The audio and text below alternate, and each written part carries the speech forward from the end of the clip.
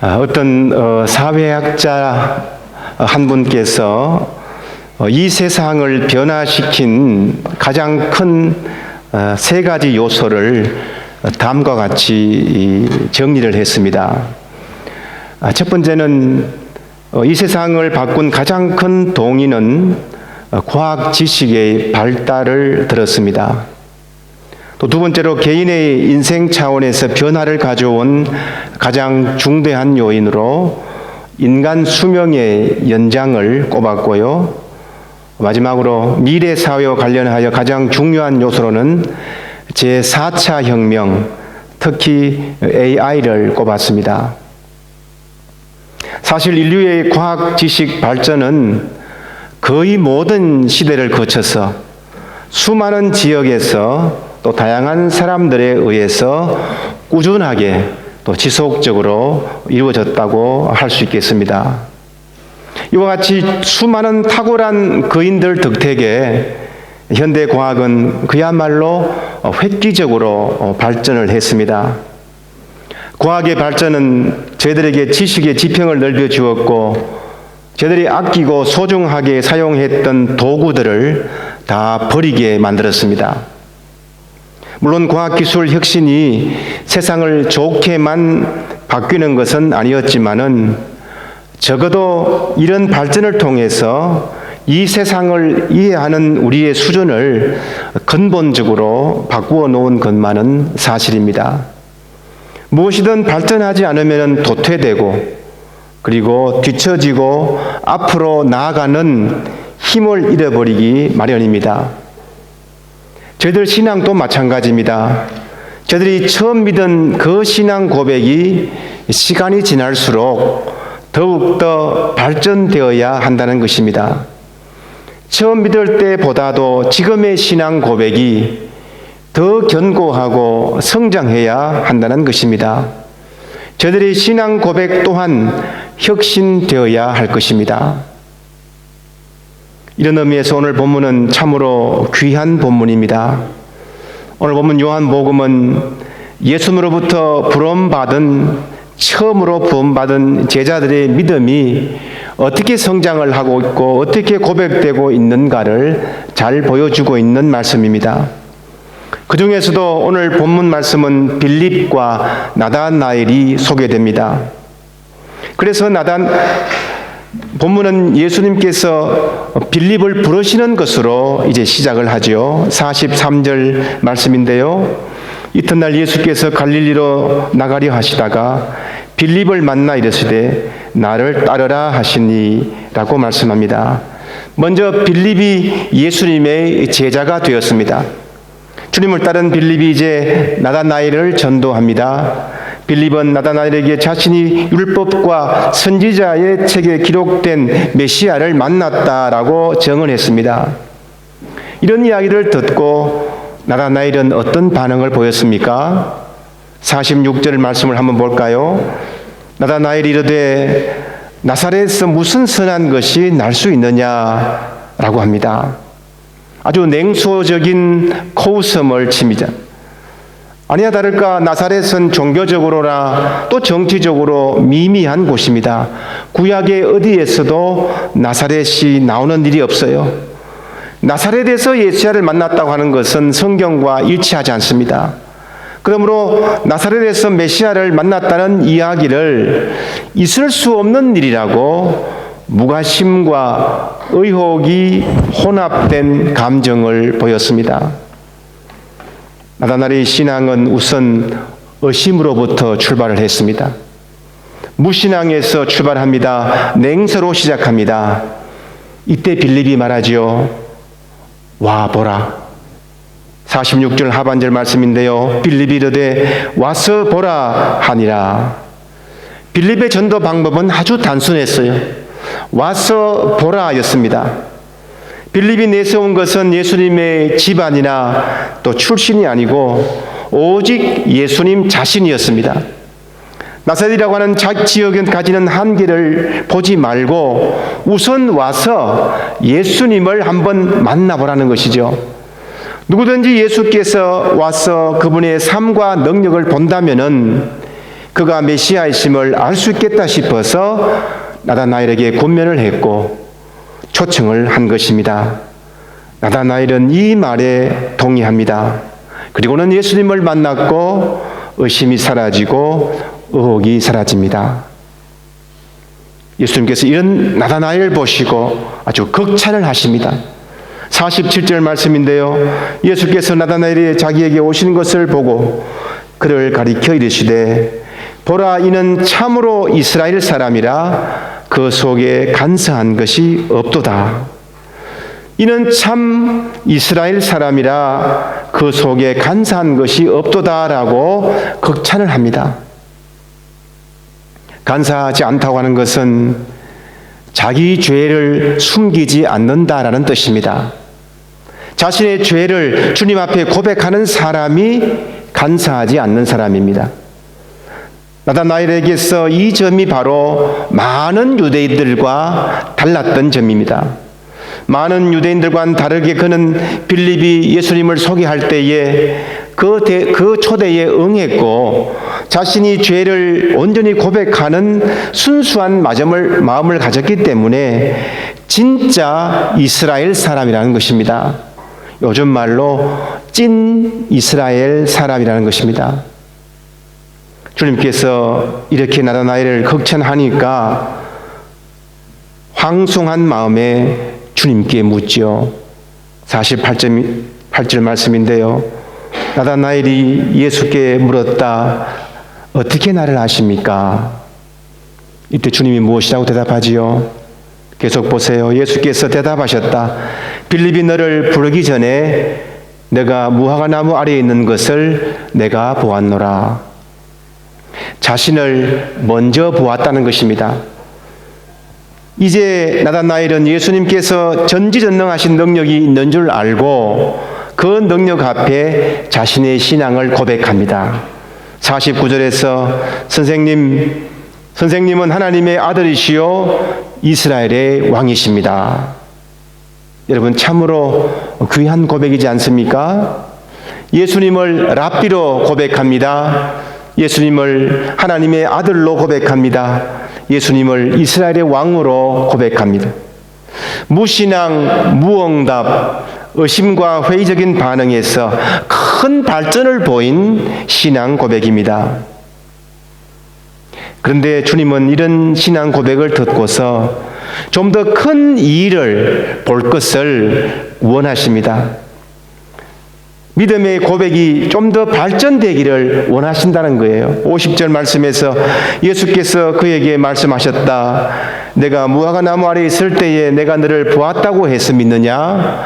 이것보다 더 큰 일을 내가 볼 것이다. 예수님의 말씀을 보면 나다나엘의 신앙 고백으로는 아직도 부족하다는 것이에요. 나다나엘의 고백은 메시아의 칭호에 대한 해석입니다. 예수님을 무엇이라고 부를까? 그래서 주님은 선생님이십니다. 주님은 하나님의 아들이십니다. 주님은 이스라엘의 왕이십니다. 전부 호칭에 대한 고백입니다.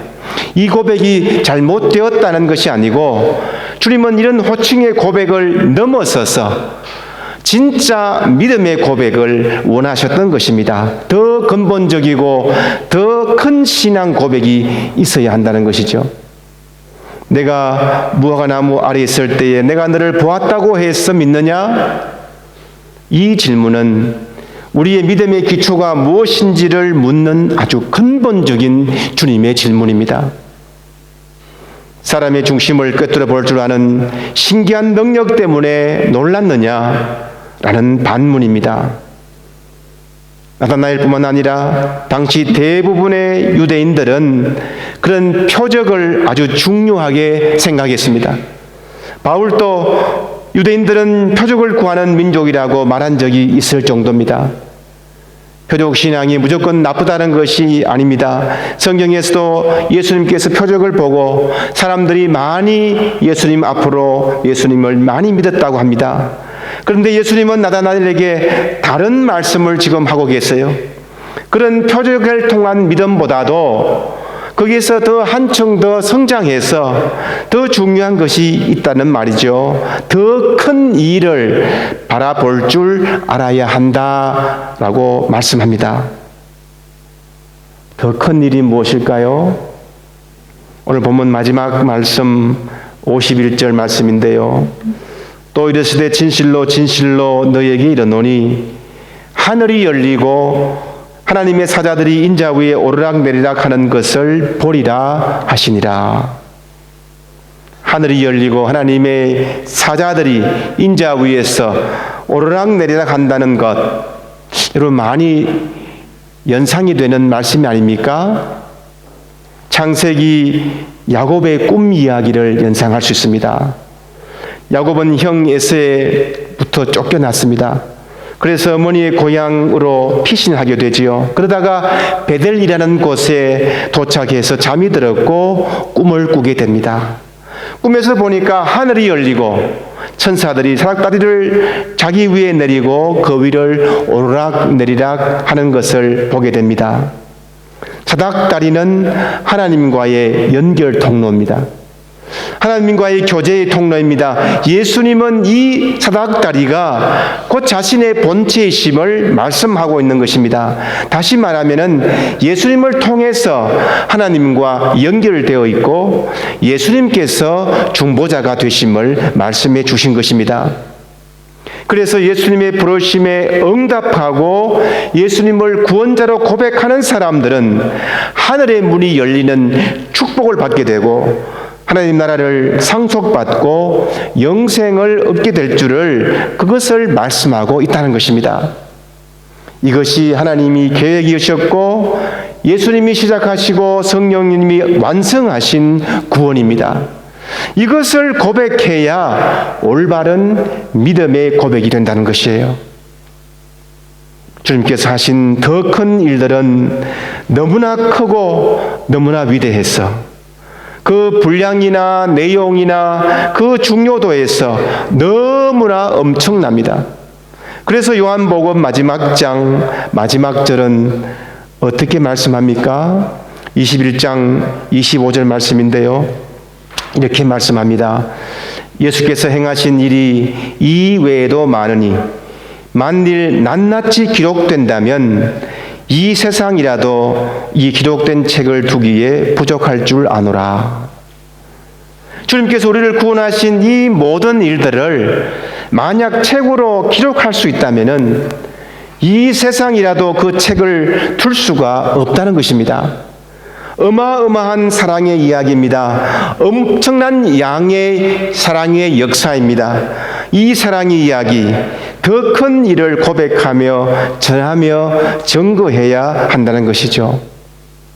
나다나엘의 신앙 고백도 나름대로 훌륭합니다. 예수님을 선생님으로 하나님의 아들로 이스라엘 왕으로 고백하는 것도 훌륭한 신앙 고백이에요. 이 고백 자체가 틀린 것이 아니라 그러나 그것으로 충분하지는 않다는 것입니다. 이 신앙 고백이 더 발전되고 더 혁신되어야 합니다. 신앙 고백의 폭이 더 넓어야 합니다. 우리를 위해서 더 큰 일을 행하시는 주님을 바라보면서 보다 근본적인 믿음의 기초가 있어야 한다는 것입니다. 사랑하는 여러분, 주님은 저희들에게 더 발전된 믿음의 고백을 원하십니다. 주님은 선생님이십니다. 주님은 하나님의 아들이십니다. 주님은 이스라엘의 왕이십니다. 저희들도 이렇게 고백을 합니다. 그런데 오늘 말씀에서 주님은 더 큰 일을, 더 구원을 더 크게 더 세밀하게 이 복음을 고백하기를 원하십니다. 만약 저희들의 신앙 고백이 더 발전할 수가 있다면 주님께서 놀라운 모습으로 주님께서 놀랍게 극찬을 하실 것입니다. 예수님께서는 야곱이 받은 은혜보다도 더 큰 은혜를 약속하셨습니다. 야곱이 꿈속에서 처음 했던 것과처럼 믿는 자들에게는 예수님 안에서 하늘문이 열릴 것이고 천사들의 보호를 받을 것이고 하늘의 복을 받는다는 것이에요. 예수님을 통해서 우리에게 신령한 복이 활짝 열려 있습니다. 그 신령한 복은 하나님께서 만세 전부터 우리를 선택해 주셨고 예정해 주셨고 구속해 주셨다는 이야기입니다. 더 나아가서 이제 성령께서 함께 하셔서 우리가 하나님의 자녀이심을 인쳐 주셨다는 것입니다. 이런 신령한 복을 우리가 누리는 복을 허락해 주셨습니다. 그렇게 믿음의 시간이 지날수록 이 사실을 더 크게 더 세밀하게 고백해야 됩니다.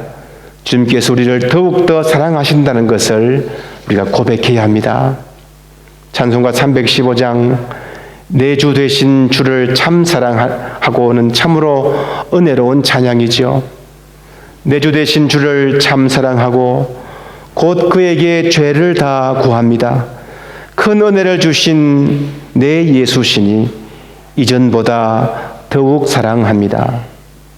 이 찬송가는 패더스톤이 지었습니다. 1862년도 16 옛된 소년이 예수님을 바라보면서 속삭이는 사랑의 고백이었습니다.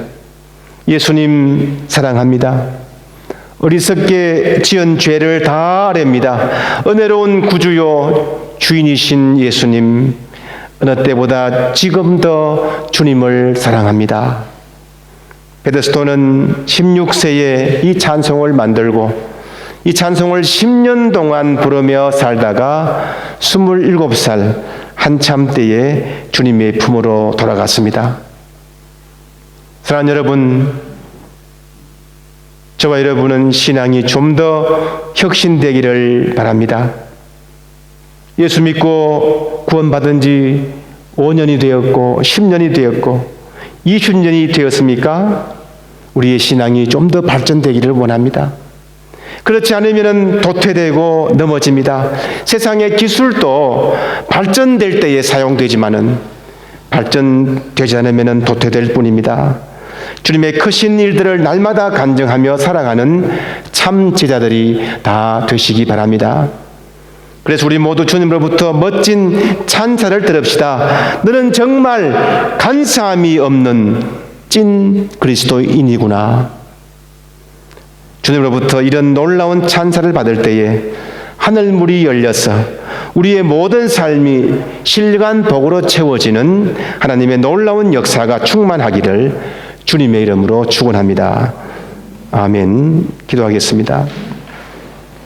사랑이 많으신 하나님 아버지, 은혜를 감사를 드립니다. 오늘 또 능력 주시고 건강 주셔서 주님 앞으로 불러주시며 말씀을 통하여 깨닫게 하시니 감사함을 드리옵나이다. 우리의 신앙이 날로 새롭게 발전되며 성숙하며 혁신될 수 있도록 도와주셔서 옛날 야곱이 하나님의 그 모습을 보며 누렸던 축복의 삶이 우리의 예수 그리스도를 통해서 우리의 삶에 넘치는 축복이, 이 신령한 복이 우리의 삶에 차고 넘칠 수 있도록 인도해 주시옵소서. 예수님의 이름으로 기도드리옵나이다. 아멘.